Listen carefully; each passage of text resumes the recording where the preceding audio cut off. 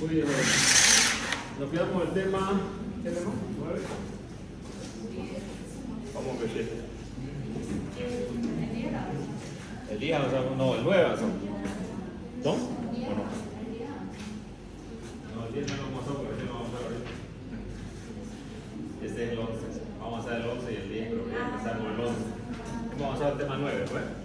Que es cirugía ambulatoria, ¿se acuerdan? Apaga la luz de atrás, por favor. Bueno, te voy a dar primero las primeras noticias de los residentes que me han contado que se están renunciando, varios residentes de varias especialidades, no solamente de R1, ¿no? Bueno, yo digo, la medicina siempre va a ser difícil. El aprendizaje de la medicina va a ser difícil. Prácticamente esto que ustedes están haciendo es como la antesala realmente de lo que va a ser la medicina, la vida del médico después. Ahorita muchos se ríen, aquí no todo en chacota. Pierden su tiempo. El tiempo que tienen ustedes para estudiar y aprender bien las cosas es acá. Allá van a pulir mucho de los conocimientos que ustedes tienen. Y una de las cosas importantes es la actitud. Justamente ahora vamos a hablar de un tema que es importante. Dos temas, ¿no? Que están relacionados. Yo lo puse este tema primero que el otro porque me parece que este tema debe ser primero que el otro, ¿no? El otro es intrahospitalario, ¿no? Es el intraquirúrgico, ¿no? Hablamos del prequirúrgico, el intra y el post, ¿no? Ya todo lo que hablamos anteriormente es para el pre, ¿no? O sea, llevar al paciente en las mejores condiciones a una cirugía. Bueno, ya en el intraquirúrgico nosotros tenemos que saber ciertos procedimientos básicos que un médico general tiene que saber y tiene que estar preparado. El médico, al final, ¿cómo se lo mide? Se lo mide por las competencias que el médico sabe hacer. Por ejemplo, un médico que no sepa suturar una herida, ¿está bien? Un médico que no sepa controlar una hemorragia, ¿está bien? Un médico general que no sepa intubar a un paciente, ¿está bien? No, está mal, es un incompetente. Un médico general que no sepa hacer una reanimación cardiopulmonar es un incompetente. Un médico general que no sepa tener un parto es un incompetente. Un médico general que no toma atención a su paciente es un incompetente. Un médico general que no sepa hacer una hidratación adecuada para un paciente es un incompetente. Y obviamente el título todos lo tienen, pero la competencia no todos lo tienen. La competencia solamente van a tener aquellos médicos que vean que se capaciten en estas competencias. Cuando hablamos de los instrumentos básicos y procedimientos básicos de cirugía que se deben saber y conocer, tenemos el uso de instrumentos precisos puede ser la diferencia entre el éxito y el fracaso de una intervención quirúrgica, ¿no? Por ejemplo, yo tengo que hacer una toracotomía para parar la hemorragia que está dentro del tórax de un paciente que llega a emergencia, pero no tengo el fino quieto. Podré hacer la incisión, la apertura del tórax, pero no tengo el separador que me va a dar el espacio para que yo pueda meter compresas y parar esa hemorragia o pueda hacer una cirugía, una resección pulmonar o tratar el vaso que esté sangrando, ¿no? Por eso que esto es importante, los instrumentos son importantes. Este es el caso de una paciente que lamentablemente murió, ¿no? Ustedes deben haber escuchado el caso, creo que fue en 2020. No, fue más antes. Bueno, chica bastante joven, ¿no? Una modelo, cochabambina, y ahí dice claramente, esto es sacado del periódico, ¿no? Murió por hemorragia interna, perforación de la arteria. ¿Qué pasó? Le estaban haciendo una liposucción y accidentalmente, bueno, no accidental, porque hay una cosa que es incidental y otra que es iatrogénica, ¿no? Y otra cosa que es accidental. Para hacer la liposucción usan estas varitas así largas, ¿no? Que van introduciendo la grasa, ¿no? Obviamente un gordito así como yo puede tener problemas, no pasa nada. Y también hay que ver otro detalle importante. La pared muscular no de todas las personas es la misma o es la misma. De las personas que hacen algún tipo de actividad física, la pared es más gruesa. De otros, más delgada. Y evidentemente acá, cuando uno no tiene la práctica necesaria, obviamente con este instrumento la perforaron el riñón y le causaron un trauma renal grado 5. ¿Ya? Eso yo lo sé porque soy un cirujano de emergencia. Un trauma renal grado 5 es mortal, porque se ha lesionado el hilio de la arteria renal. Y obviamente en ese momento vamos a tener cambios en el paciente, signos de shock, palidez, taquicardia, hipotensión, que rápidamente el anestesiólogo se dio cuenta de esto y le dijo al médico que abra al paciente y que controle la hemorragia. Pero si el médico no tiene la competencia de hacer una laparotomía y parar la hemorragia, porque este cirujano que operó a esta paciente no era cirujano plástico. ¿Qué se necesita para cirujano plástico? ¿Quién quiere ser aquí cirujano plástico? ¿Usted? Ya. Y lo van a hacer si es que ustedes obviamente hacen todo lo que tienen que hacer. ¿Y qué es lo que tienen que hacer ustedes?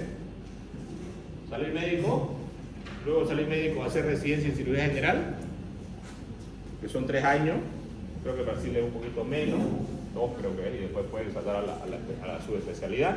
Aquí es 3 años, hacen un año de ASO, así que van a trabajar acá, van 4, y luego van a hacer la subespecialidad en cirugía plástica. Ningún cirujano plástico puede ser cirujano plástico si no ha sido cirujano general primero.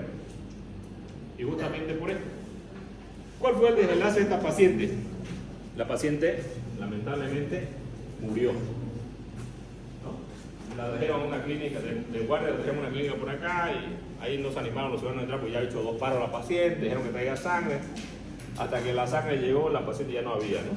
Y aquí está la familia de la paciente, ¿no?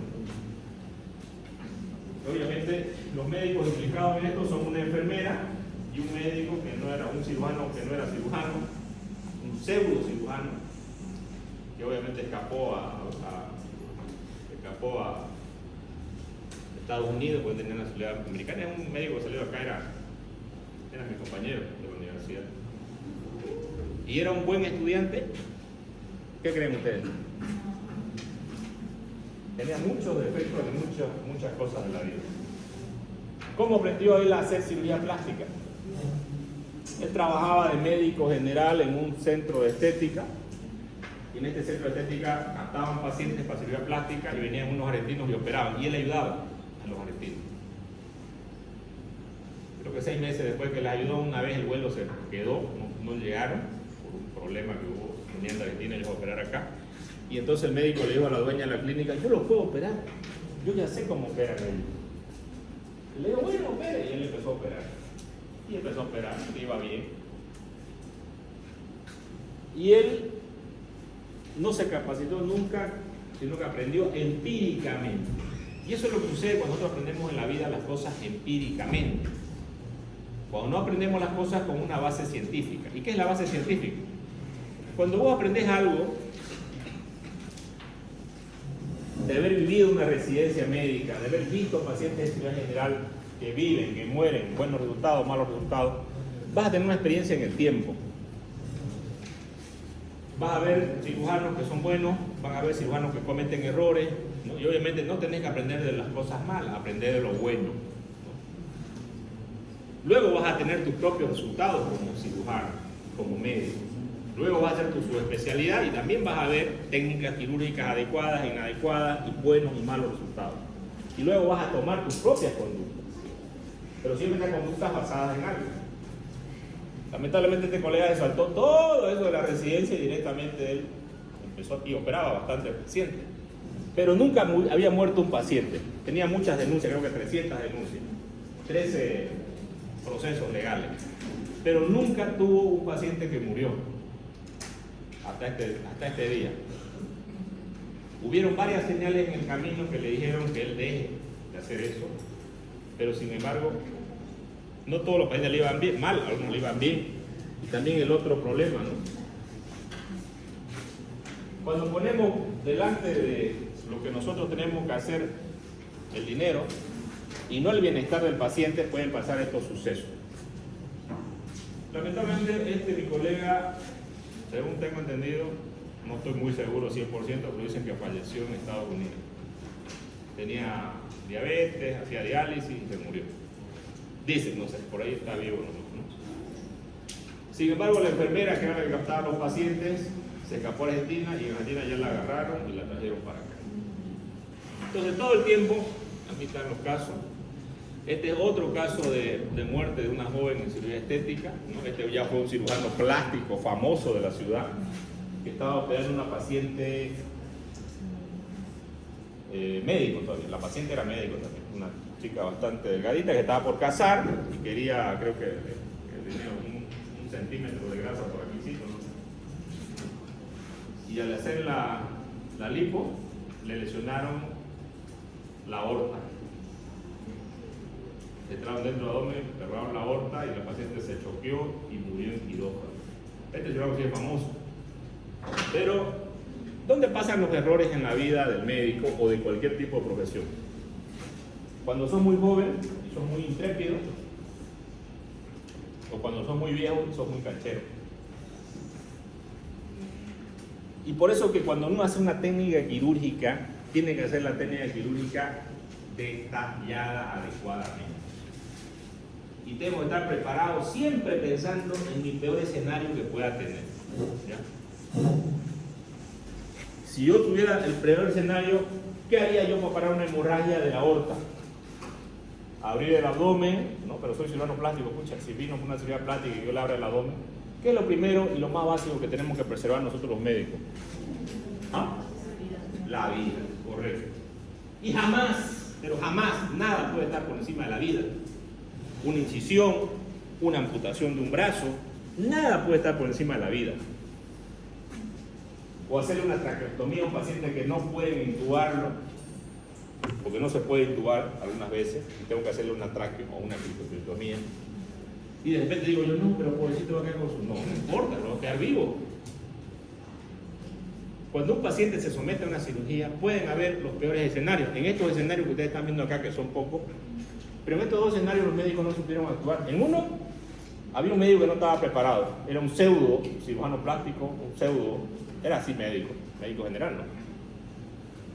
Sin embargo, en el otro caso, un cirujano bastante renombrado de acá de la ciudad, bastante experiencia y con un montón de pacientes que ha operado, cirujano plástico, con todos los títulos, ¿no? Con todos los honores, sacramentos, óleo, todo lo que usted quiera.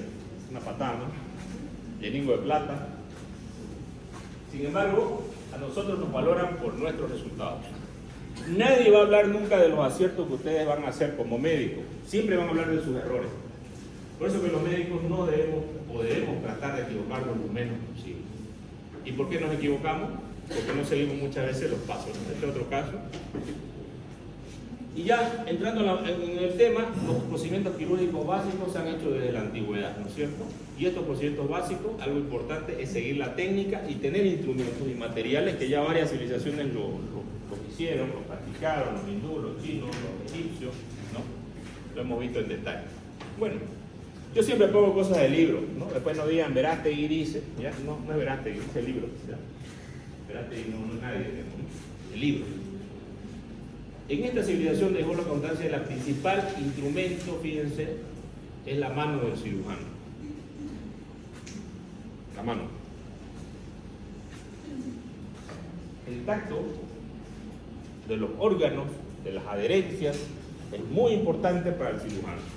Hay cirugías que son imposibles para los instrumentos, pero no para la mano de un cirujano experimentado. El otro día me llama un colega, hace unos días, me llama, me dice, ¿será que te puedo prestar un caso? Que mi hijo, él es cirujano, pero ya no se dedica mucho a la cirugía, se dedica más a la política. Mi hijo operó un paciente, su hijo cirujano, con un coloproctólogo, y bueno, hizo una sigmoidectomía, estaba liberando adherencias, y él agarró el electrobisturí para liberar las adherencias. Para hacer adherenciolisis, que es la liberación de adherencia, siempre se hace con la tijera de Metzenbaum, nunca con el electrobisturí. Por un simple principio básico. ¿Por qué se forman las adherencias? Por un proceso inflamatorio. Entonces, en un proceso inflamatorio, ¿será que yo puedo agarrar el electrobisturí? No. Y otro pequeño detalle. Cuando usas el electrobisturí puede pasar la conductividad por esa adherencia hasta el intestino y lo puede necrosar. Otro pequeño detalle. Cuando te saltas las cosas y no haces las cosas adecuadamente, pasan complicaciones, errores, ¿no? Y en este caso lo que pasó fue que el intestino, el yeyuno se perforó. Entonces, se dieron cuenta en la cirugía, suturaron, ¿no? O a veces aparece la lesión días después, porque uno al quemar, no aparece ese momento de la perforación, no que aparece días después. En este caso hizo una perforación, suturaron, pero el paciente está con una fístula. Y él llevaba 2 semanas internado, una fístula de alto débito, que sale 450 ml por día. El paciente no pudo irse a su casa, está con un drenaje todavía, y están entre si lo operan o no lo operan. Y me llamaron a mí para decirme qué puedo hacer, ¿no? Y yo le dije, bueno, puedes hacer esto, función parenteral, hacer osteótide, es una hormona que inhibe la secreción del tubo digestivo, ¿no? Y el paciente está yendo bien, ¿no? Me llamaron de otro paciente hace unos días que tenía una hemorragia digestiva de intestino delgado, ya le habían sacado el colon, pero seguía sangrando. Y le dije al cirujano, también puede usar osteótide, se trata de las hemorragias, ¿no? Y sé que el paciente se está bien con el uso de osteótide sin cirugía. Entonces, ¿a todo esto qué va? La técnica quirúrgica es algo que tiene que ser sistematizado. Paso 1, paso 2, ¿no? Y no puedo agarrar, digamos, del paso 1 y me voy hasta el paso 10. Lo que pasó con el colega, ¿no? Sin ser cirujano plástico, él operaba una cantidad de cirugías plásticas, pese a las demandas, la denuncia, todo, seguía operando. No todos los pacientes le iban mal, muchos pacientes le iban bien, pero nunca había muerto un paciente. Hoy en día se ha avanzado mucho en la cirugía clásica abierta, y ya tenemos la cirugía laparoscópica, ¿no? Y tenemos también ahora la cirugía endoscópica, y tenemos también la cirugía percutánea, ¿cierto? Que todos estos procedimientos prácticamente tienen dentro de la misma especialidad ciertos subespecialistas, ¿no? En cirugía general, casi todos los órganos generales hacen cirugía laparoscópica, ahora, actualmente. Algunos hacen cirugía laparoscópica avanzada, como los hepatobiliares, ¿cierto?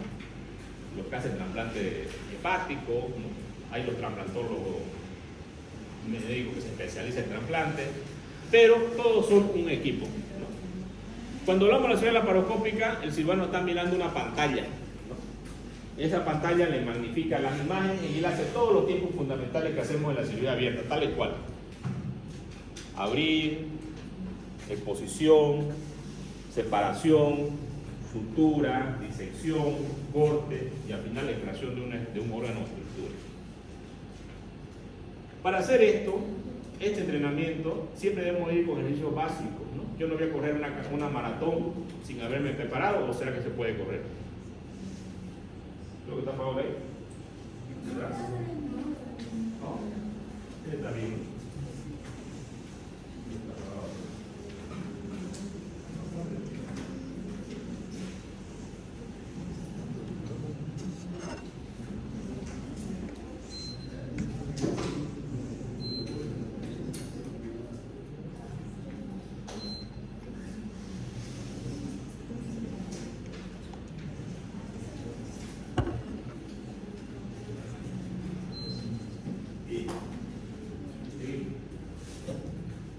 ¿Qué es lo que yo requiero? ¿Cuáles son mis cirugías básicas, ¿no? Para estas cirugías básicas yo requiero ciertos equipos que son básicos. Por ejemplo, una curación, ¿será que tengo que hacer una curación? ¿Como médico general? Claro. Una curación menor y una curación mayor, ¿tengo que saberla hacer? Claro que sí. No tengo que ser un especialista para hacer una curación. Equipo de cirugía menor, equipo de venodisección. ¿Qué es la venodisección? Es canalizar una vena, ¿no? En un paciente que está, no se puede colocar una bránula, yo puedo hacer una denudación venosa y colocar un catéter dentro de la vena para ayudar a un paciente bloqueado, por ejemplo, ¿no? Equipo de traqueostomía. ¿Será importante saber hacer una cricotriotomía y traqueostomía de emergencia? Sí. Cualquier procedimiento que sea de emergencia, yo lo tengo en la emergencia, un cirujano ahí, ¿no? En la emergencia puede haber cualquier médico, pero si el médico está capacitado puede realizar este procedimiento. Un equipo de pleurostomía, que es la colocación de un tubo de tórax, ¿no? Que es algo bastante sencillo, simplemente hay que practicarlo, ¿no? Ya con otros alumnos lo hemos practicado en costillas de cerdo.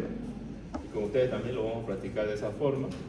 Equipo de bloqueo y punción lumbar, ¿no? Para hacer anestesia raquídea o toma de muestra de líquido cefalorraquídeo.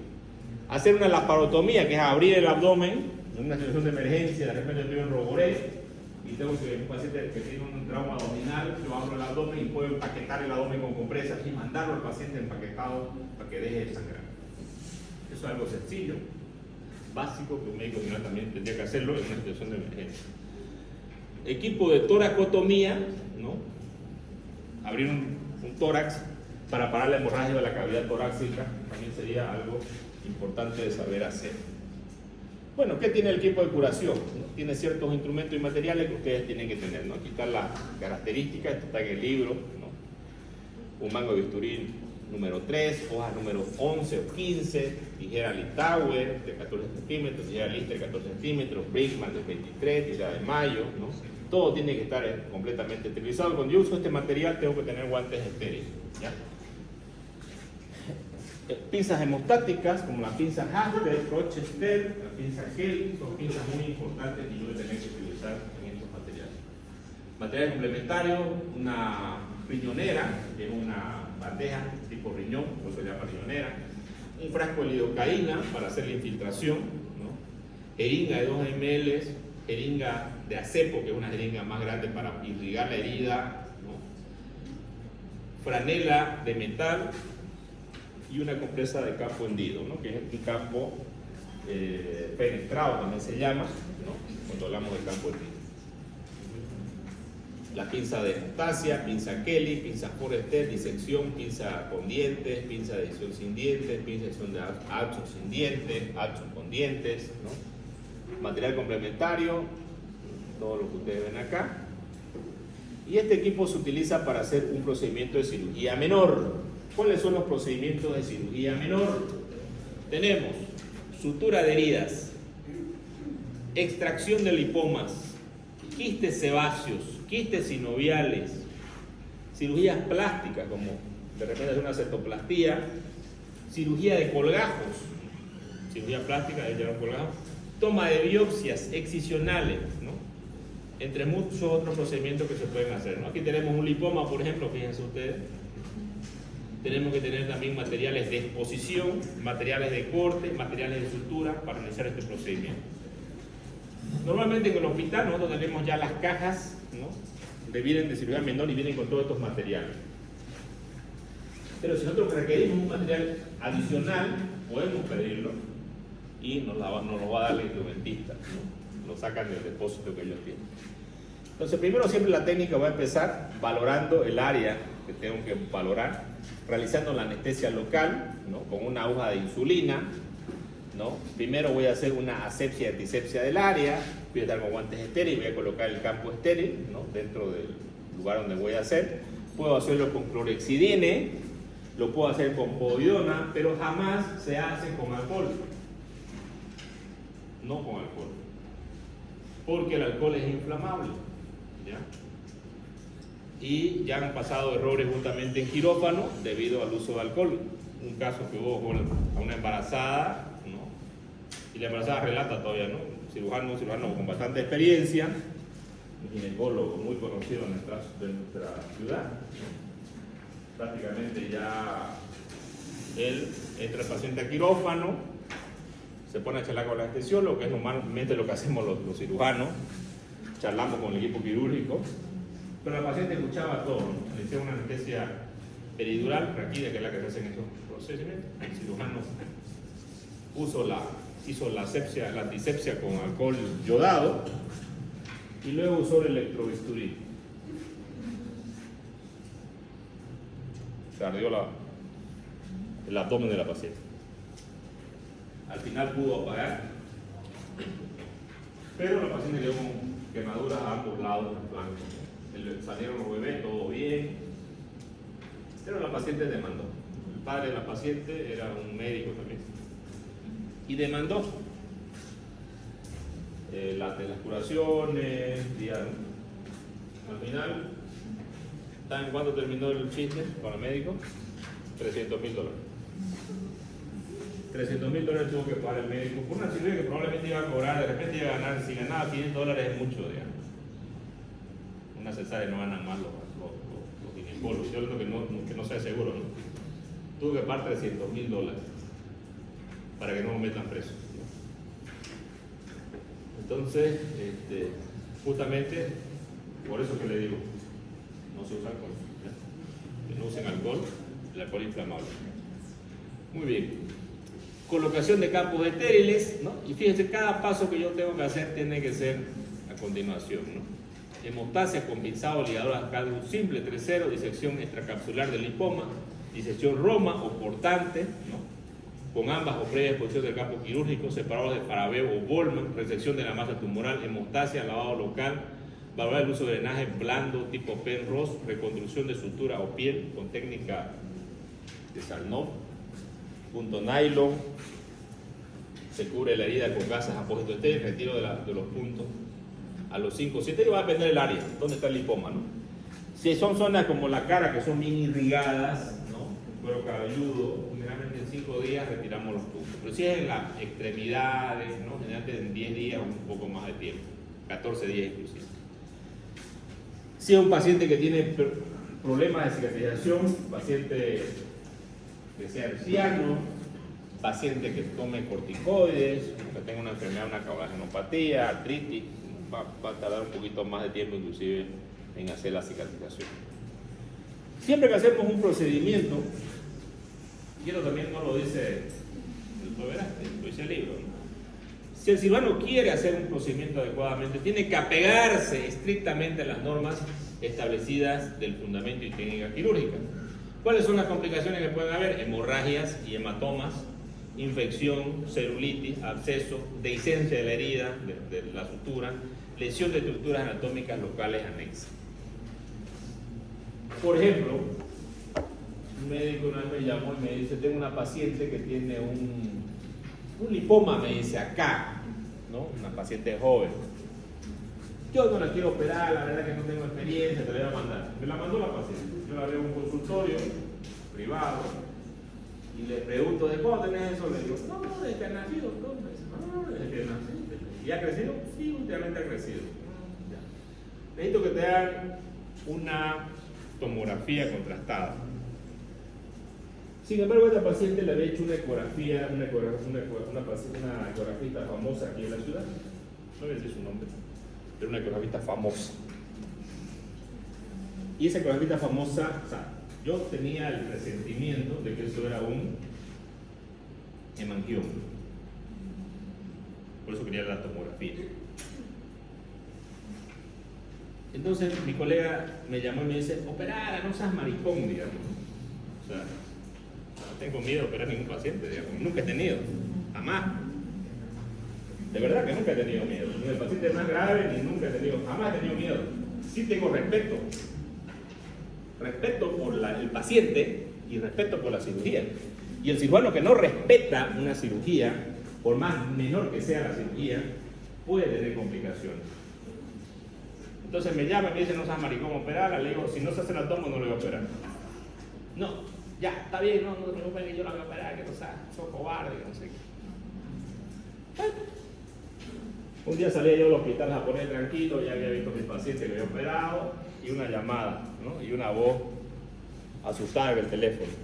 El cirujano se había metido a operar a la paciente y la paciente sangraba, era un hemangioma y sangraba por todas partes y no podían parar la hemorragia. Un hemangioma es un tumor del vaso sanguíneo, como una esponja si ustedes quieren, pero que sangra por todos lados, ¿no? O sea, al entrar empezó a sangrar por todas partes. La paciente estaba choqueada, ya la habían intubado, le estaba muriendo sangre y me llama para decirle que ayude. En ese momento hay muchos cirujanos que no ayudan a estos médicos, ¿no? Yo siempre que me han llamado, y siempre he sido, digamos, muchos médicos me dicen que no debería hacerlo. Me dicen, no deberías ir, te puedes agarrar un problema legal. Es verdad, te puede agarrar un problema legal. Pero, ¿para qué soy cirujano si no voy a ir a una emergencia? Y peor yo que soy cirujano de emergencia, digamos. Entonces yo siempre he ido, aunque muchos colegas después me han dicho, me han siempre aconsejado, no vaya, te vas a tener un problema legal. Bueno, no sé, me gusta la acción que sea, pero bueno, siempre he ido. Y voy a seguir yendo, cuando me llame.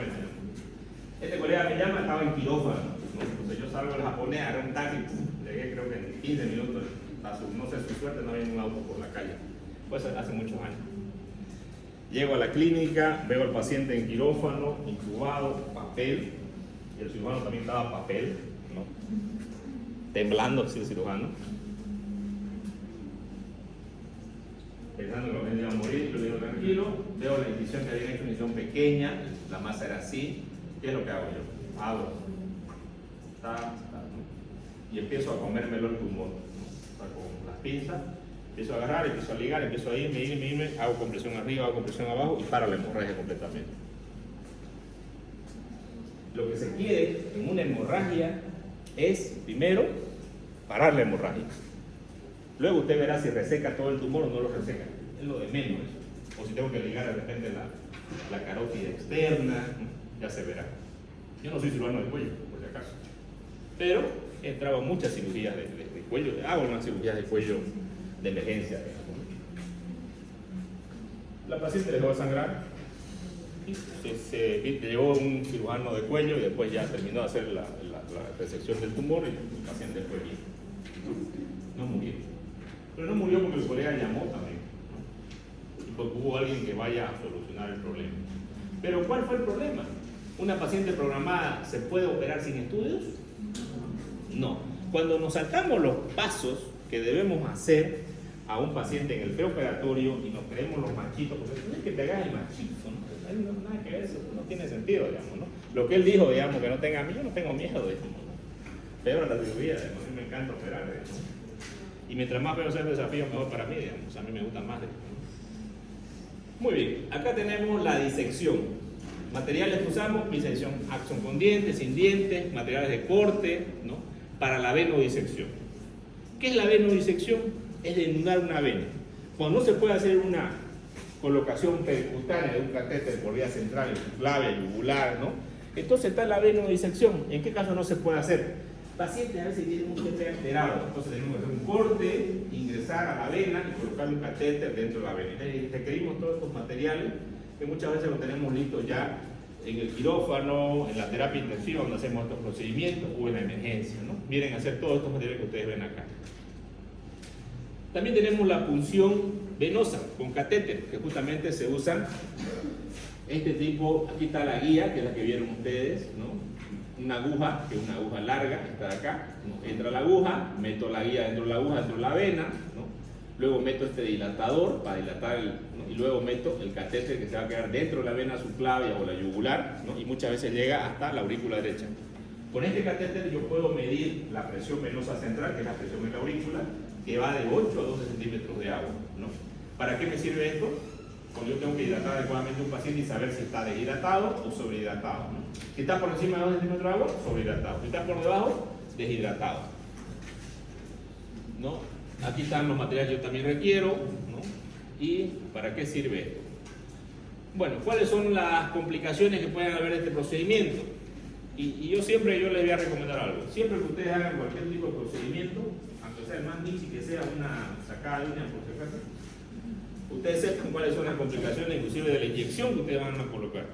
Y obviamente ustedes estén preparados para esa complicación. Hematomas, extravasación de sustancias administradas hacia el tejido que pueden ir a producir necrosis, por ejemplo, algunos medicamentos como el bicarbonato, que es bastante alcalino, puede necrosar, ¿no? Infección, que esto es muy común cuando no tenemos las normas asépticas adecuadas. Yo tengo que usar barbijo, tengo que usar una bata, ¿no? Tengo que usar guantes estériles, un campo quirúrgico, y tengo que hacer un ambiente que sea estéril. No lo puedo hacer, por ejemplo, en la emergencia donde está todo contaminado, ¿no? Tengo que llevarlo al paciente a un ambiente estéril. Tromboflebitis, ¿no? Que es la infección de las venas.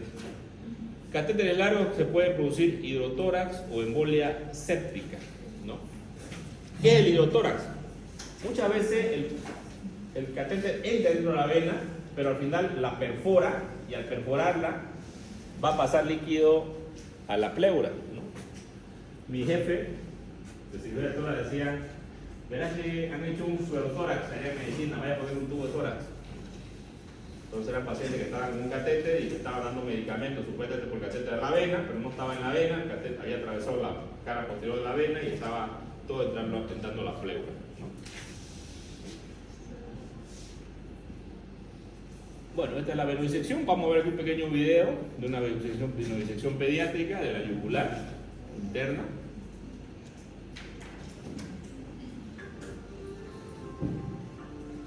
Fíjense que todo está en un campo estéril, están haciendo en quirófano probablemente, ¿no? Con guantes estériles, ¿no? Importante identificar los puntos anatómicos, ¿no? Principalmente el músculo esternocleidomastoideo. Ustedes hacen así, ustedes van a sentir este músculo que baja de arriba hacia el esterno, se llama el esternocleidomastoideo. Entonces este músculo de acá. Y más o menos este es el lugar que se busca hacer la venodisección. Entonces ahí el cirujano marca, hace, hoy en día puso anestesia local, un bisturí bastante delgado, hace el corte, empieza a dilucionar, ahí está el músculo esternocleidomastoideo que es color rojo, hace esta maniobra de dos pinzas que se llama, usa dos Kellys para diseccionar, y aquí ya empieza a ver la vena, que la vena es color nacarado.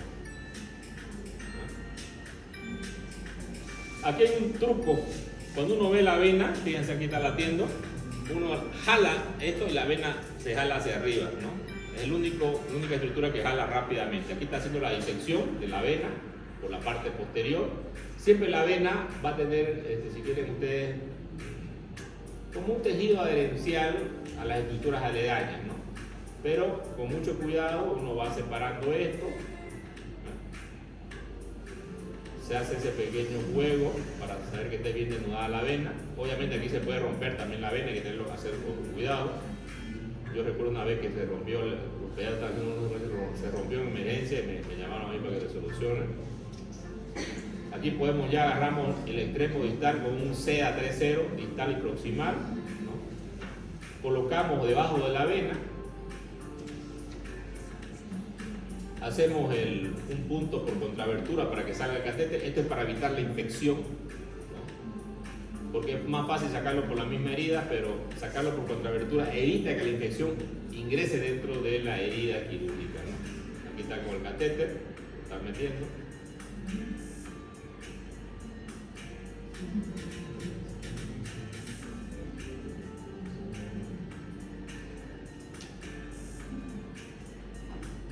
Siempre vamos a ligar el extremo que viene de la cabeza hacia abajo, ¿no? El otro extremo va a quedar abierto, es el extremo que va hacia el corazón. Y es donde vamos a meter el catéter. Siempre hacemos 3 nudos.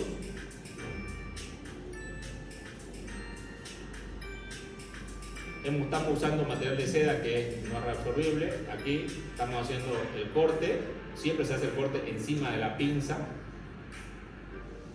Y vamos a proceder a cateterizar la vena. Este ejercicio lo hemos hecho con los alumnos el año pasado en venas del pulmón, ¿no? Y todos lo han podido hacer.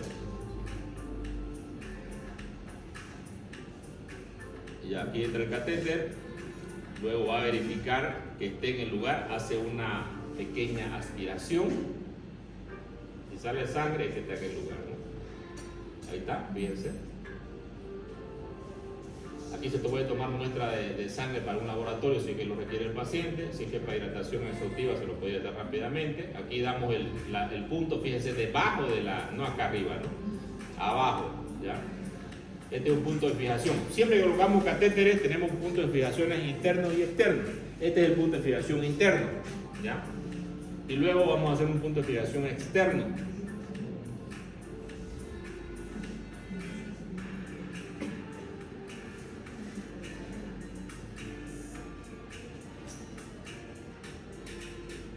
Luego esto acá se cierra, aquí tiene unas aletas el catéter, que se da un punto con nylon 3.0.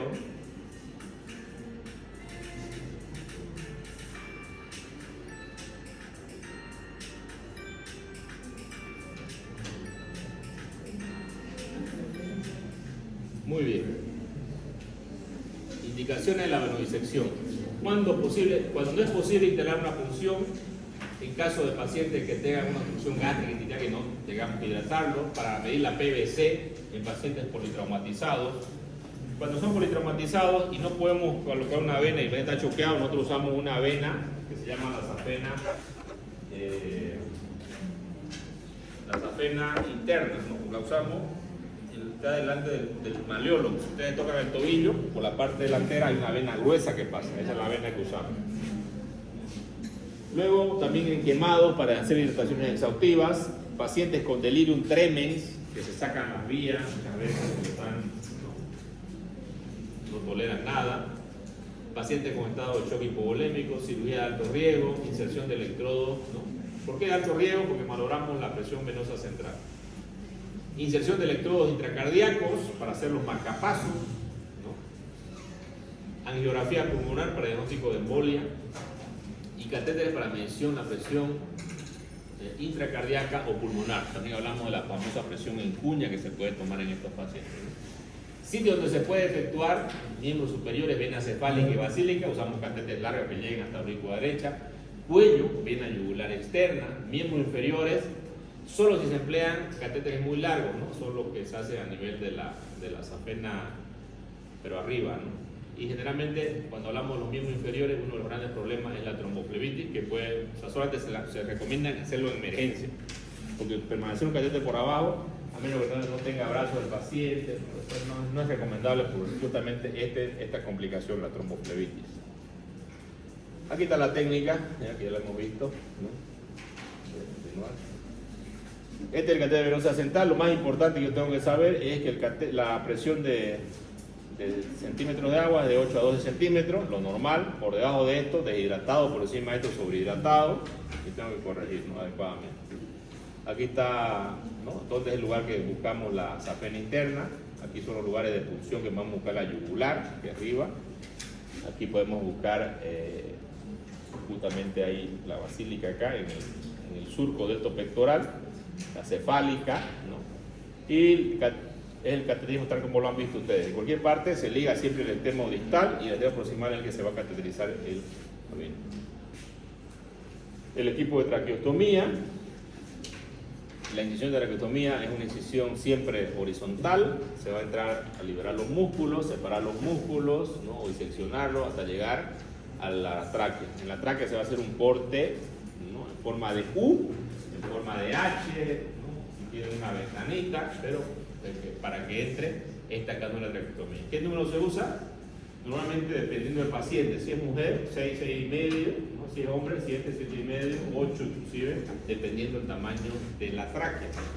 ¿Por qué es importante saber el tamaño de la tráquea? Porque si usted pone una cánula muy delgada, el paciente le va a producir hipercapnia.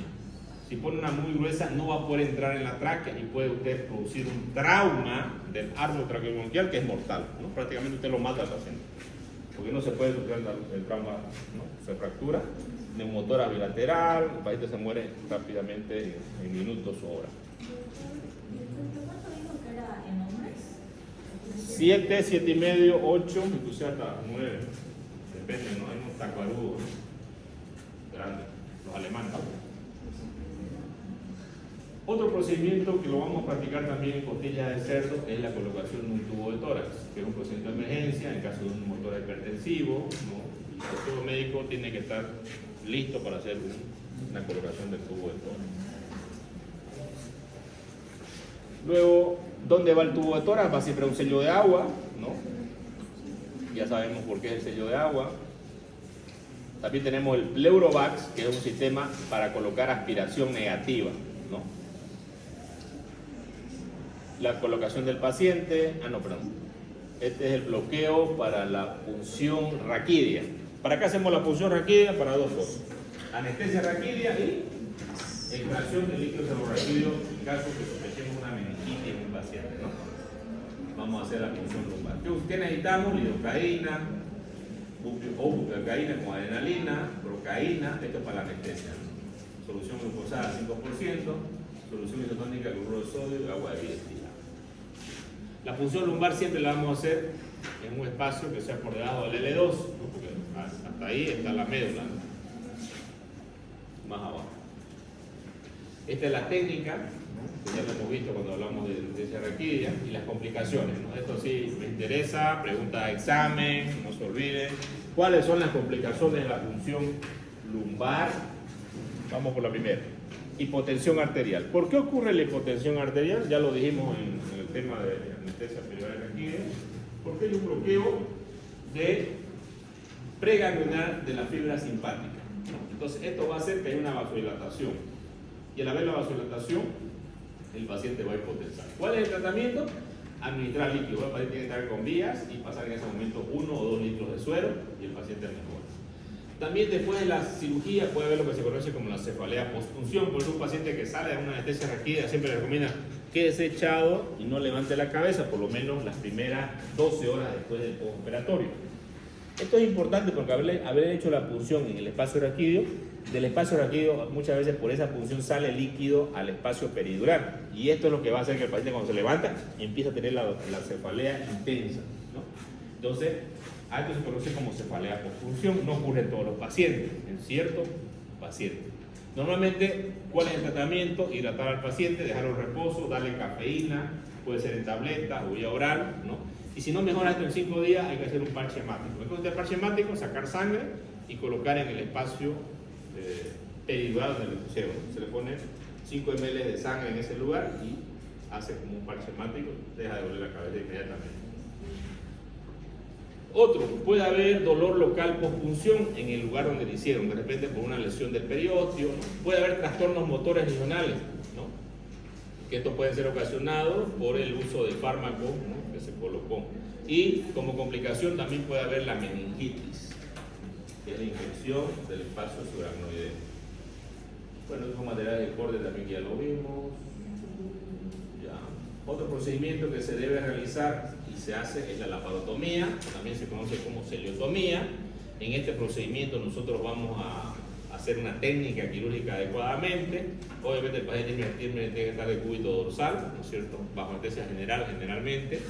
Vamos a hacer una incisión en la piel, tejido adiposo, aponeurosis, disolución de las fibras musculares, hemostasis, incisión de fase superior, posterior a la parietal, colocación en segundos campos quirúrgicos, abordaje de la cavidad abdominal, exposición con separador generalmente automático, exploración de órganos intraabdominales, investigación de hallazgos, técnica quirúrgica intraabdominal en función al tratamiento que se decida.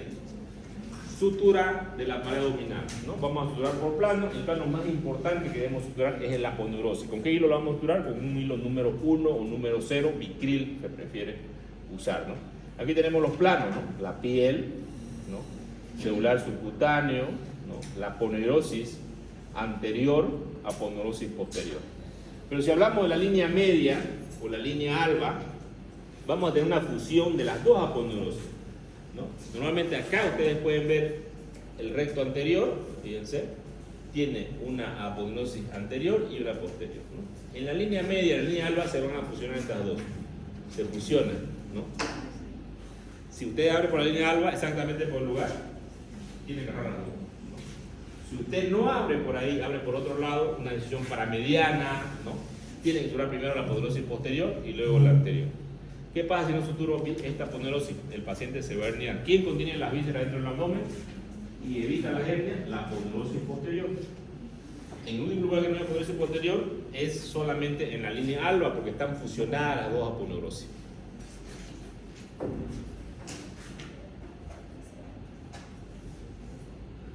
Acá un poco la técnica de un libro de maestras de cirugía. Fíjense cómo se abre la piel, la separación, ¿no? Y cada uno vamos por pasos, ¿no? Una incisión mediana supraintraumbilical. Fíjense cómo agarra el cirujano el bisturí, cómo abre con los tejidos, ¿no? Va abriendo,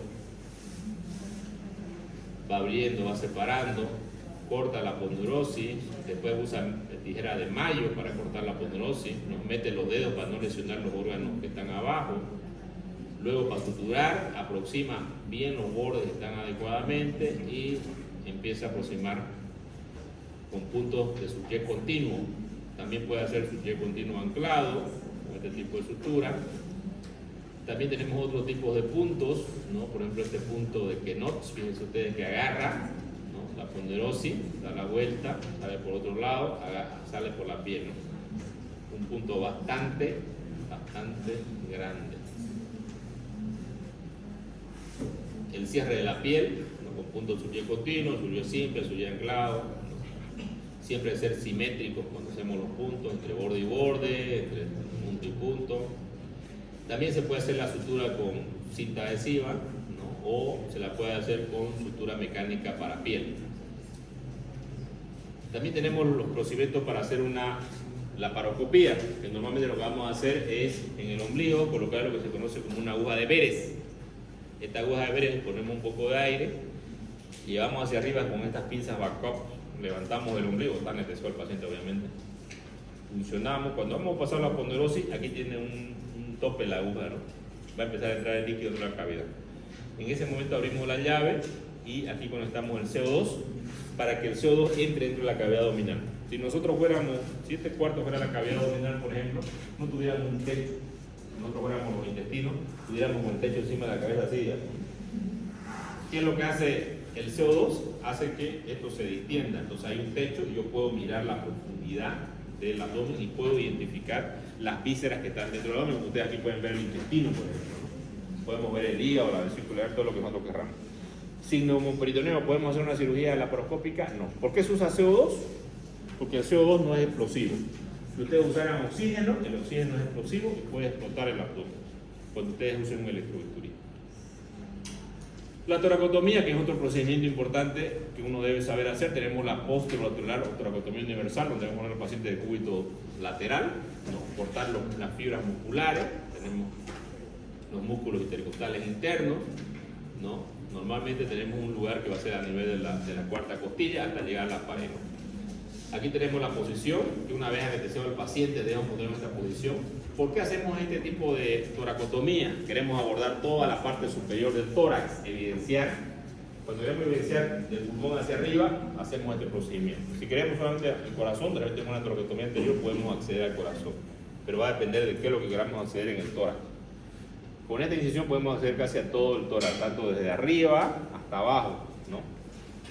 ¿Dónde se hace la parte posterior? A nivel de la escápula, ¿no? Entonces agarro la cuarta y el corte va hasta allá, ¿no? Pero yo tengo que hacer siempre, tengo que tener un separador de fino quieto para hacer este procedimiento. Si no tengo separador de fino quieto, ¿lo puedo hacer? No. Aunque tenga el más gordudo ahí haciendo, no puedo. ¿Por qué? Porque no hay nadie que sea tan fuerte para sostener con todo el tiempo ahí, ¿no? Y que yo pueda operar. Entonces no voy a poder hacer procedimiento. Sin este material no voy a poder realizar mi cirugía. Luego de la cirugía tengo que hacer el cierre por plano, igual las costillas las cierro con hilo vitril número 1, o sea, número 1, y luego cierro los planos. Los dos planos musculares que he abierto cierro con de la ponderosis. Y luego cierro el celular subcutáneo y cierro luego la piel, ¿ya? Siempre voy a dejar un drenaje dentro del tórax, ¿no? Cuando se hacen procedimientos de toracotomía, siempre va a haber un drenaje dentro del tórax que tiene que quedar unos días. Estos son los materiales que voy a necesitar, obviamente todo lo tengo en el quirófano. Bueno, y ese es el primer tema. ¿Hasta qué lo tenemos? Los hay 40 minutos. El otro tema es un tema muy cortito, que es el tema del transoperatorio, pero es el tema más importante, porque si nosotros cuidamos al paciente en esta etapa, generalmente todos los casos que he comentado hace un momento son debido a que no ha habido cuidado con el paciente, o de repente si hubo la llamada del anestesiólogo y de repente el cirujano o no estaba preparado, ¿no? Bueno, acá, si ustedes ven en la fotografía, yo estoy en el quirófano, ¿no? Es uno de los lugares donde más me gusta estar, ¿no? Yo, la verdad que, bueno, soy cirujano, me gusta estar en el quirófano, ¿no? Pero también tengo que ver al paciente en el preoperatorio y también me gusta verlo en el postoperatorio, ¿no? Porque ahí veo los resultados. Este momento que estoy en quirófano, yo tengo que tener completa atención en lo que es mi cirugía, ¿no es cierto? Y esta atención es importante que la tomemos en cuenta. Aquí ustedes pueden ver el paciente que ya está intubado, ¿no es cierto? Aquí está la anestesióloga, aquí está el cirujano, ¿no? Aquí tengo la instrumentista, y son estas tres personas las más importantes del quirófano, son el equipo quirúrgico. El equipo quirúrgico está formado por el cirujano, luego tenemos sus equipos, el anestesiólogo es su equipo y la instrumentación. ¿De qué se encarga el anestesiólogo? De monitorizar el paciente durante la cirugía. Y yo tengo que ver si el paciente es de bajo riesgo o de alto riesgo. Normalmente las cirugías de emergencia son pacientes de alto riesgo porque pueden tener enfermedades como diabetes, hipertensión, cardiopatías, problemas renales, ¿no? Alguna otra cosa más, shock séptico, una peritonitis, por ejemplo. ¿Qué ustedes pueden notar en la paciente? ¿Cómo está la posición de la paciente? ¿Ah? ¿Hay algo anormal que ustedes pueden ver acá, que pueden percibir? ¿Qué es esto de acá? La paciente está en esta posición, miren, ¿no? ¿Por qué estará hiperextendida esta parte de acá? Porque queremos hacer una cirugía de las vías biliares, ¿no? Entonces se le pone un rodillo y prácticamente nos va a elevar toda la estructura de la vía biliar centímetros. Este detalle es muy importante. ¿Será que son importantes los centímetros en cirugía? Sí. Son muy valiosos. ¿Para qué? Para el tiempo de la exposición del paciente. Yo voy a poder ver las estructuras de la vía biliar muy bien cuando yo tengo esto, ¿no? Bueno, ¿qué es lo que debo valorar yo en el paciente que está anestesiado? Debo tener un control respiratorio, ver si el paciente tiene permeabilidad respiratoria, ¿no? ¿Qué significa esto? Que yo pueda realizar una intubación orotraqueal. Luego de esto debo valorar la frecuencia respiratoria del paciente, también la administración de oxígeno que el paciente requiera y la ventilación asistida a través de una mascarilla por cánula endotraqueal, ¿no? Meterle un tubo dentro de la tráquea. Siempre antes de esto voy a hacer una preoxigenación, mascarilla AMBU, que la debo hacer. También aparte del control respiratorio, debo tener el control circulatorio. ¿Y cómo valoro esto? Aquí ustedes pueden ver claramente el llenado capilar. Normalmente de 2 segundos valoro la frecuencia cardíaca, la frecuencia del ritmo, la presión arterial, el llenado capilar y también importante la temperatura corporal. Un paciente que esté frío probablemente no está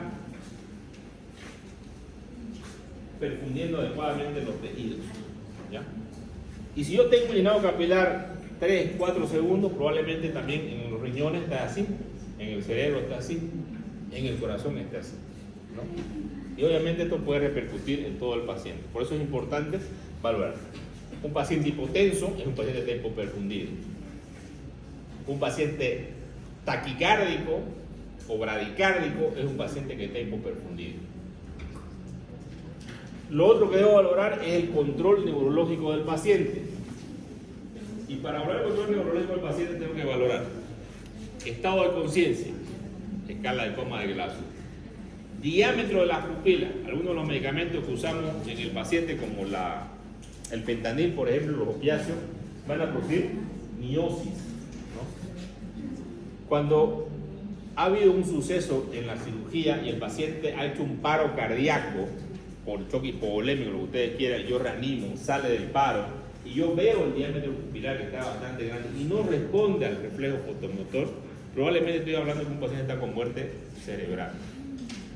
Si no tiene reflejo consensual, que es colocar una gasa y que el paciente parpadee, está con muerte cerebral. Sin embargo, este reflejo fotomotor y reflejo consensual no puedo yo determinar, decir ya está muerto, con muerte cerebral. Tengo que esperar que haga una evaluación el neurólogo y le haga un encefalograma. Luego tenemos los reflejos osteotendinosos, que son de las extremidades distales, para ver el reflejo a nivel de la media, ¿no? Es importante dentro de la cirugía manejar todo lo que son los líquidos administrados y egresados del paciente. El líquido administrado del paciente va a ser el líquido que va a entrar por las vías periféricas, ¿no? Las venoclisis, ¿no? Los sueros, por la vía central. Y lo que va a salir del paciente va a ser lo que va a salir por la diuresis. Pero también en la cirugía, si es una cirugía de abdomen, de tórax, el líquido que sale hacia afuera, si es una hemorragia, un sangrado activo, el angiólogo va a estar mirando constantemente, ¿no? O como esta paciente que lo operaron y le hicieron una perfusión de la aorta, ¿no? De pronto el angiólogo no ve sangre, pero ve hipotensión, ve taquicardia, ve bradicardia y ve paro cardíaco, ¿no? ¿En cuánto tiempo una persona puede morir con una lesión de aorta? En 5 minutos, o probablemente menos. Pero si actuamos en 5 minutos, en menos de 5 minutos puedo abrir el abdomen y parar la hemorragia, ¿o no? Y sí, digamos, podría ser y podría ser que no también. Porque el cuerpo, al hacer una hipotensión, ¿no? Normalmente va a hacer que se coagule la sangre y hay un tapón dentro de la aorta. Pero normalmente el anestesiólogo va a meter líquidos. ¿Cuál es el tratamiento para el shock hipovolémico hemorrágico? Control de hemorragia y reposición de volumen. Si ustedes hacen control de hemorragia, que es lo primero, lo van a tomar al paciente. Si no hacen control de hemorragia, pues te va a morir. Sencillo, facilito, ¿no? Y fue lo que no hicieron a la paciente, pues probablemente el anestesiólogo le dio más líquido y chao paciente, más rápido se fue, ¿no?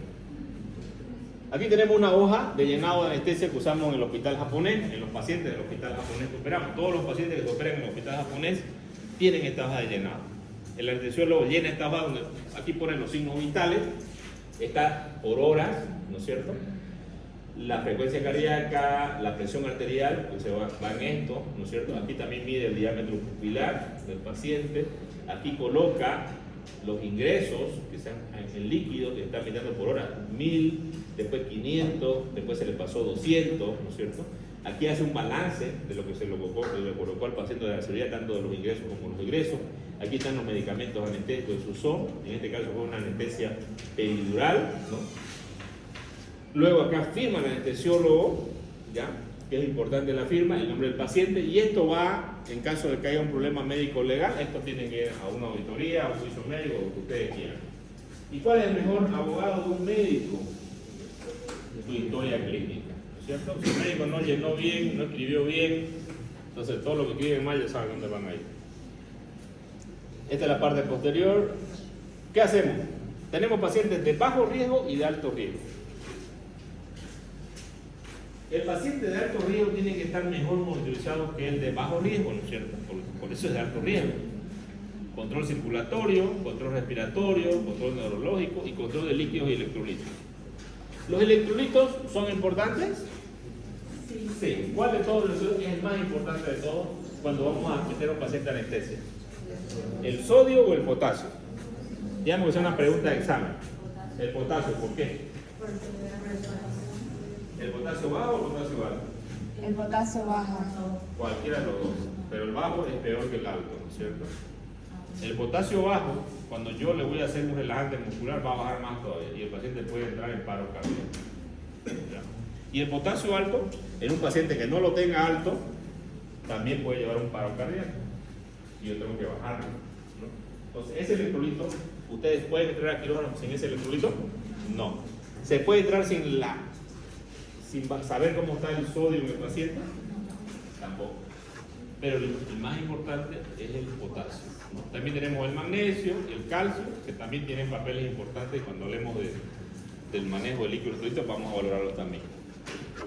Muy bien. ¿Qué es lo que yo tengo que medir en el momento de control respiratorio de alto riesgo? Obviamente, como es de alto riesgo, necesito otras mediciones más, aparte de las normales. Valorar la diuresis, presión arterial constante, entonces se le pone un catéter arterial al paciente dentro de la arteria radial y constantemente se va a medir la presión arterial en el monitor. Tengo que saber la capnometría del paciente, tengo que saber la presión arterial, la frecuencia cardíaca y aparte de eso, el paciente tiene que estar con una vía central. Tengo que medir PVC y también tengo que medir presión en cuña. Cuando es de alto riesgo, las tres cosas que van a aumentar en el paciente son la presión venosa central, la presión en cuña, la línea arterial, ¿ya? No se olviden, el paciente de alto riesgo necesito mejor monitorización del paciente. En un paciente de bajo riesgo no necesito meterle una hasta la vena pulmonar, ¿no? Ni de repente presión venosa central. ¿Y cuáles van a ser los pacientes de alto riesgo? Aquellos pacientes que sean evaluados con un Goldman 3, ¿no es cierto? Goldman 3 para arriba son pacientes que tienen más cuidado.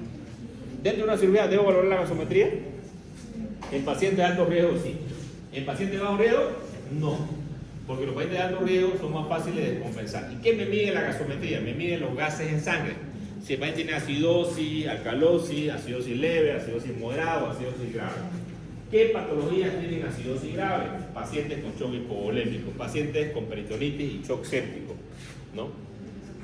Pacientes que tengan acidosis respiratoria, aquellos pacientes que tengan problemas respiratorios, cirugía de tórax, trauma de tórax, ¿no? Un paciente que tenga asma, por ejemplo, ¿no?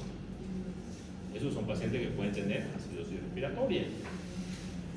Fíjense que todo en cirugía es una cadena de sucesos que debo hacer, así como la vida, digamos, del estudiante, del médico, ¿no? O sea, Cuando vos haces las cosas mal, pues te vas a caer nomás, te vas a despatarrar más allá, ¿no? O sea, tenés que hacer las cosas bien. ¿Ya? Bueno. La pletismografía, que es la medición de la amplitud de los pulsos de la onda, ¿no? Que valora cuál es la amplitud de esto. Control neurológico. En esto ha habido problemas a nivel mundial porque hay pacientes que, o sea, para todo hay una dosis, ¿no es cierto? Bueno, a mí me gusta tomar un café en la mañana, tomo siempre un café, con cucharita de agua y le pongo miel. Esa es mi dosis. Cuando tomo eso estoy tranquilo todo el día, digamos, ¿no? Pero cuando tomo más, alguien por ahí me invita, ¿no quiero café? Bueno, más allá, voy donde mi suegra, ¿no quiero café? Pues. ¿Qué pasa? Después estoy con todo. Y justamente la dosis de los anestésicos es importante.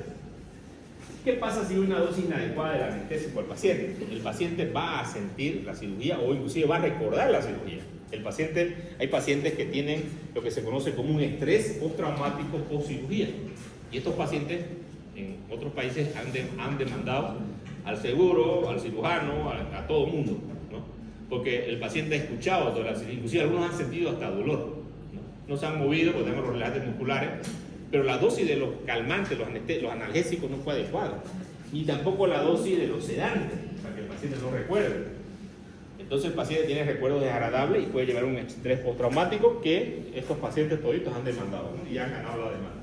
Entonces se creó un dispositivo que se conoce como BIS, que se conecta a un encefalograma y mide las ondas cerebrales durante la anestesia. Este dispositivo, igual que como el electrocardiograma, mide las ondas cerebrales. ¿Y para qué sirve?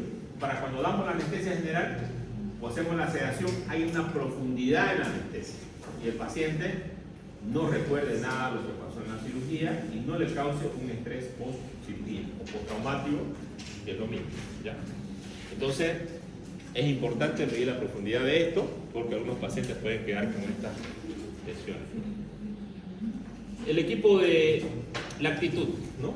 La actitud, ¿no? del personal de salud es muy importante. De hecho, nosotros somos personal de salud y siempre debemos atender con calidez, con calidad a las personas. Nadie tiene la culpa que de repente tengas tantos años de edad, que de repente te fue mal porque te trató tu jefe, ¿no? La cirugía era reciente, por ejemplo, mi jefe me trataba todos los días y no por eso me iba a ir a desquitar con los pacientes. ¿Quién es el más importante en el hospital? El paciente. ¿Quién es el más importante en un quirófano? El paciente. ¿Quién es el más importante en la sala? El paciente. ¿Quién es el más importante en el quirófano, donde ustedes quieran? Es el paciente. Nosotros estamos estudiando esta carrera para una vez atender a estas personas. Y poder tener muchos conocimientos, de repente, para atenderlos. Pero si les falta esto, créanme que no van a ser buenos médicos. Créanmelo, no van a ser buenos, ¿no? Y si no tienen buena calidez, pueden ser los médicos, porque hay gente que no quiere tener calidad y está bien, digamos, ¿no? Pueden ser lo que ustedes quieran. Y pueden ser médicos no asistenciales, ¿no? Que son los médicos que están en los seguros, ¿no? Que auditan, auditores de historia clínica, ¿no? Hay un montón de especialidades de médicos que son no asistenciales, ¿no? Los planificadores, epidemiólogos, todo esto, ¿no? Todos manejan con números. Pero los que van a ser médicos asistenciales tienen que desarrollar esto, ¿ya? Poco a poco lo tienen que ir desarrollando. ¿Es importante la posición del paciente? Sí, es muy importante. La posición del paciente puede salvar la vida del paciente como puede ser letal para el paciente. Por ejemplo, un paciente que le están colocando una vía central, ¿no? Y de pronto el aire entró dentro de la vena.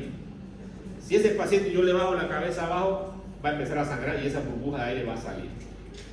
Y puedo salvarle de una embolia aérea, ¿no? Y puedo salvarle la vida. Un paciente que de pronto vomita y está inconsciente y yo bajo la camilla hacia abajo, ahora me voy a traer del Lemburg, el paciente no se va a broncoaspirar y le voy a salvar la vida. Por eso la posición es muy importante cuando hablamos de la cirugía. Todo paciente que sale de una cirugía tiene que tener una posición semisentada como la que ustedes ven en el paciente. ¿Por qué? Porque yo así respiro mejor, ¿no? Peor si me han hecho una cirugía de abdomen donde me duele el abdomen, ¿no? Y también es importante tener en cuenta que la temperatura del quirófano tiene que ser adecuada para el paciente.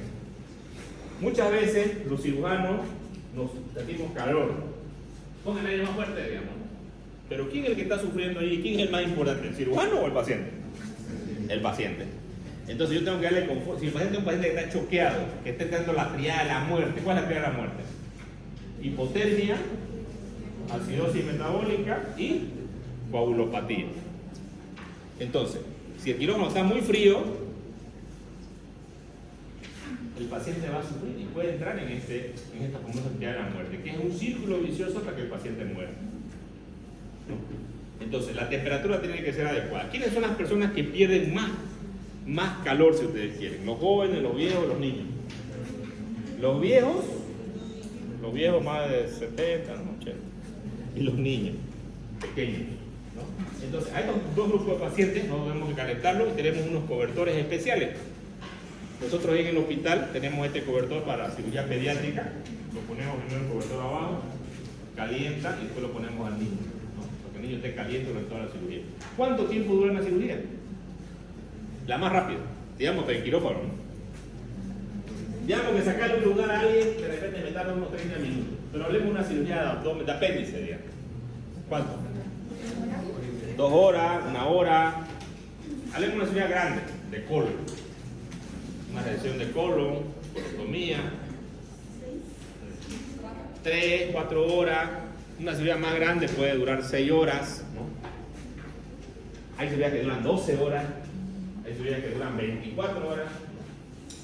Y en esas cirugías que duran mucho tiempo, ya el cirujano probablemente está tan cansado del equipo quirúrgico que muchas veces tiene que hacer cambio de equipo quirúrgico, ¿no es cierto? Normalmente nuestras cirugías grandes duran entre 3 a 4 horas máximo, ¿ya? No duran más, 2 horas y media, va a depender de la experiencia del equipo. Ese tiempo el cirujano tiene que estar parado, ¿no? Sin comer, sin orinar. No puede orinar ahí. ¿Puede comer? Tampoco. ¿O puede? No puede. Pensando en el paciente, ¿no? De repente alguien nos está llamando por ahí, su mujer que dice, no, ¿dónde está? Que no sé, no llega. ¿Y dónde está? Mi mujer. ¿Será que cree que estoy operando? ¿Por ahí cree que no estoy operando? Videollamada. No se puede contestar, ya estoy operando, no puedo contestar, estoy en quirófano. Bien. Algo que es importante, pregunta de examen, y siempre digo que es pregunta de examen, y siempre le pelan. ¿Ya? Espero que no le pelen ustedes. ¿Nosotros debemos lograr la diuresis? Sí. La diuresis es lo más importante que debemos lograr en un paciente. Pero, si usted me dice, valoro la diuresis, ya, pues, ¿y cuánto es la diuresis normal? Le digo yo. ¿Será la diuresis normal en todos nosotros, la misma? ¿En qué varía? Varía en el peso del paciente. Entonces, esto no se olvide, pero no se olviden, no para ahora, no se olviden aquí para nunca, digamos, ¿no? La diuresis horaria es de 0,5 a 1 ml kilogramos peso hora. Si yo peso 100 kilos, tendría que orinar entre 50 a 100 ml. Si orino menos de 50 ml, oliguria. Si no orino nada, anuria. Si orino más de 100 ml en 1 hora, oliguria. ¿Ya? Mientras el paciente esté en quirófano, esta medición es muy importante, se la va a valorar el paciente. Peor en aquellos pacientes que están más de 1 hora en cirugía. Cualquiera de ustedes, ¿qué creen que podría pasar si ustedes están echados en esta cama, ¿no? Y constantemente están ahí durmiendo? ¿Se van a tener algún problema? 3 horas. Y no se mueven. Normalmente, ¿qué es lo que hace nuestro cuerpo cuando dormimos? ¿Por qué nos movemos? ¿Por qué nos movemos? Tenemos receptores de presión que el cuerpo va a mandar para que no tengamos úlceras o escaras. Entonces, eso es importante tenerlo en cuenta en pacientes que van a estar sometidos a cirugía de un periodo más allá de ti. Durante mi cirugía, yo tengo que tener en cuenta este pequeño cuadrito, que también es pregunta de examen. El paciente puede tener trastornos a nivel de cardiogénico, hipovolémico o microvasogénico, ¿no? Que hablamos del shock neurogénico, ¿no? ¿Cuáles son los problemas cardiogénicos? Taponamiento cardíaco, infarto, arritmia y miocarditis. Cuando hablamos de hipovolemia, déficit hídrico, déficit plasmático y déficit de sangre. Si hablamos de déficit hídrico, yo no entiendo la cantidad de líquidos necesaria al paciente. En un paciente que está con el abdomen abierto va a perder líquidos, ¿no? Solamente por estar abierto el paciente, ¿no? Déficit plasmático, un paciente que esté con una hemorragia o que esté con, por ejemplo, una ascitis, ¿no? Una ascitis por una cirrosis. Y ese paciente lo hago y ese líquido acítico sale para afuera. Ese líquido acítico es rico en proteínas. Entonces, ese paciente en el torrente sanguíneo va a tener un déficit plasmático. ¿Y qué tengo que hacer yo? Administrar albúmina o plasma. Si no, el paciente, ¿qué va a hacer? Va a haber un colapso vascular. Si hablo de un paciente con shock hipovolémico, abro el abdomen, mucha sangre, el hígado sigue sangrando constantemente, o la chica esta del riñón sangraba, nadie paró la hemorragia. Episodio final, la muerte del paciente. Control de hemorragia, episodio final, salvaron al paciente. Pero obviamente, un factor importante ahí en esto, ¿cuál será? El tiempo. No es lo mismo parar la hemorragia de 30 minutos que en una hora, ¿no? ¿O es lo mismo?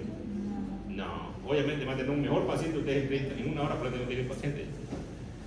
Cuando hablamos del problema microvasogénico, shock neurogénico, shock séptico y shock anafiláctico. ¿Puede haber un shock neurogénico en quirófano? Sí. ¿Puede haber un shock séptico? Sí. Los pacientes que andan con peritonitis, ¿no? O una infección. Y el shock anafiláctico es debido a un medicamento que el paciente se le coloca en la cirugía, puede hacer un shock anafiláctico y el médico tiene que estar preparado. Para todo este tipo de shock tengo que estar preparado. ¿Qué tratamiento le hago al shock neurogénico? Vasoactivo. Tratamiento para el shock séptico, vasoactivo. Tratamiento para el shock anafiláctico, adrenalina. Adrenalina. ¿Ya? Y puedo usar también corticoides, ¿no? Las complicaciones transoperatorias, si me aparece cualquiera de estos cuadros acá arriba, va a ser hipoxia tisular, disfunción hemodinámica, estado de shock, disfunción respiratoria. ¿Qué es la disfunción? Que no funciona adecuadamente el tema respiratorio. ¿Qué es la disfunción hemodinámica? Que el paciente va a estar en estado de shock. ¿Y qué produce el estado de shock? Hipoperfusión de tejidos. Y la hipoperfusión de tejidos en el tiempo produce apoptosis. ¿Qué es la apoptosis? Muerte. Muerte del tejido. Entonces, ¿un paciente puede estar con disfunción hemodinámica 2 o 3 horas? No. Usted tiene que responder rápido a este tratamiento. Por eso en el quirófano tenemos todo. Tenemos un carro de paro, tenemos desfibrilador y tenemos droga para combatir todas estas enfermedades. ¿Usted lo podrá hacer esto en la sala de emergencia? Nunca va a estar tan capacitada como está un quirófano o una terapia intensiva, ¿no? En la sala de emergencia también tenemos algunas cosas, pero en estos lugares, en el quirófano, tenemos que tener todo esto para combatir esto, ¿no? El peor escenario que ustedes van a tener en un quirófano, ojalá que no lo tengan, pero si lo tengan, ustedes van a responder, ¿ya? Son cuando ustedes están preparados para esta situación. Muy bien. Cuando hay la disfunción respiratoria tenemos una etapa temprana y una etapa tardía. Y esto es importante porque ustedes sepan el pronóstico del paciente. ¿Qué les va a pasar con su paciente en ese momento? En la etapa temprana tenemos cianosis en los labios, sangre oscura en el campo quirúrgico, taquicardia, hipotensión y trastorno del ritmo cardíaco, ¿no? Yo recuerdo un caso de un paciente que estaba haciendo lo intubaron, no podían intubar, y la anestesióloga me dice, no puedo intubarlo, doctor, pero doctora, esperemos que pase, ¿no? Sígalo ventilando. Le puse al mercurio, doctor, y no ventila al paciente. Estaba con 40 de saturación el paciente. Y en ese momento, 3 de la mañana, ¿no? Prácticamente, yo miré el 40 ya, miré que tenía el paciente bradicardia, entonces estábamos en la etapa final ya, de que el paciente haga paro cardíaco. Y en ese momento, le dije que me traigan el equipo de traqueotomía y no me puse guante. ¿Por qué no me puse guante? ¿Por qué no me puse guante? Porque iba a perder tiempo y el paciente iba a entrar en paro. Entonces lo hice sin guante. Y agarré el bisturí y no abrí una edición pequeña, abrí una edición de enero a diciembre. Grande. Palpé con un dedo, porque había sangre por todos lados, palpé con un dedo la tráquea, divulsioné y con otro bisturí, con 2 cortes, ¿no? Prácticamente hice la traqueotomía, ¿no? El otro corte fue para abrir la tráquea y meter la cánula y empezar a ventilar al paciente. Y luego de eso, entré como en un tipo de, no sé, shock, yo creo. Y me senté y le dije a los que me estaban ayudando que terminen de cerrar al paciente, digamos, ¿no? El paciente no murió, salió de la bradicardia, no hizo ni hipoxia, nada. Inclusive después lo operé 3 horas más de quirófano. Al día siguiente, a los 2 días el paciente me dice que él vio nuestro procedimiento de arriba. Dice que él flotó. Eso dice el paciente. Flotó y no veía cómo estábamos nosotros trabajando con él, digamos, ¿no? Unos cirujanos, cuando lo pusieron el caso al día siguiente, dijeron la trayectoria se le hicieron en menos de 1 minuto, ¿no? Y los cirujanos del hospital dijeron, no, dijeron. El doctor verá que puede ser bueno, pero no tan bueno como hacer una traqueotomía en 1 minuto. Pero parece que era bueno, ¿no? Las posiciones quirúrgicas del paciente son importantes. Decúbito dorsal. Va a depender de qué tipo de cirugía vamos a hacer en el paciente, ¿no? Posición en litotomía, cirugías proctológicas, cirugías ginecológicas, legrado uterino, son importantes tener las pierneras para comodidad de la paciente. Posición Trendelenburg, cabeza hacia abajo. Posición Trendelenburg invertida, cabeza hacia arriba. Posición ventral, cirugía que voy a hacer en la región posterior del paciente, ¿no? Obviamente primero lo voy a intubar de forma, ¿no?, de cúbito dorsal y luego le doy la vuelta al paciente. Aquí una paciente que también está en posición, la posición de Krafne para cirugía proctológica, hemorroides, ¿no?, la cirugía para toracotomía, tengo que tener esto, ¿no? Aquí lo importante es evitar que haya compresiones neurovasculares, ¿ya? Estas compresiones neurovasculares van a hacer que se compriman ciertos lugares y produzcan lesión isquémica inclusive. Por eso que aquí es importante colocar estas cosas acá dentro de la pierna para evitar estas complicaciones, porque las cirugías de toras, ¿cuánto durarán? 3 horas, 4 horas, 5 horas. Y estas lesiones pueden llegar inclusive a isquemia o a hacer úlcera o inclusive a producir lesiones neurológicas permanentes en el paciente, ¿no? Posición de cúbito ventral, ginecológica, esta posición para los pacientes obesos, la cirugía tipo francesa que se coloca el cirujano entre las piernas del paciente, Trendelenburg invertido, posición semi-Fowler, posición Trendelenburg invertido acá. Bien, jóvenes, ¿hasta dónde va a ser el examen? Me preguntaron otro día, va a ser hasta postoperatorio, ¿ya? Hasta ahí vamos a estudiar. Ya le tienen más